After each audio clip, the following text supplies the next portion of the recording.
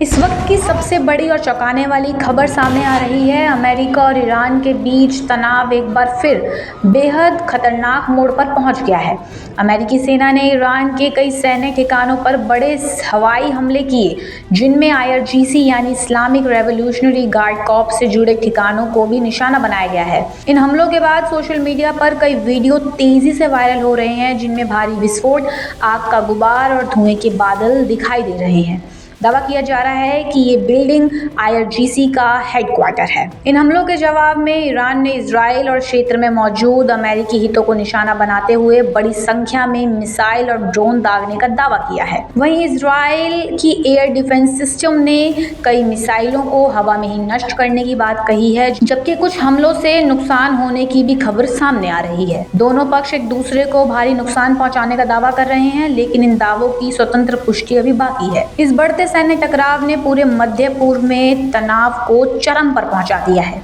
कई देशों ने अपने नागरिकों के लिए एडवाइजरी भी जारी की है, जबकि अंतर्राष्ट्रीय समुदाय लगातार दोनों देशों से संयम बरतने की अपील कर रहा है। अब पूरी दुनिया की नज़र इस बात पर टिकी हुई है कि क्या ये संघर्ष यहीं थमेगा या फिर एक बड़े क्षेत्रीय युद्ध का रूप ले सकता है।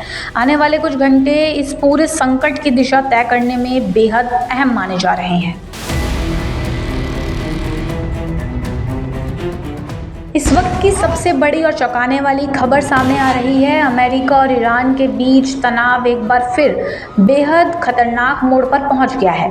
अमेरिकी सेना ने ईरान के कई सैन्य ठिकानों पर बड़े हवाई हमले किए, जिनमें IRGC यानी इस्लामिक रेवोल्यूशनरी गार्ड कॉर्प्स से जुड़े ठिकानों को भी निशाना बनाया गया है। इन हमलों के बाद सोशल मीडिया पर कई वीडियो तेजी से वायरल हो रहे हैं, जिनमें भारी विस्फोट, आग का गुबार और धुएं के बादल दिखाई दे रहे हैं।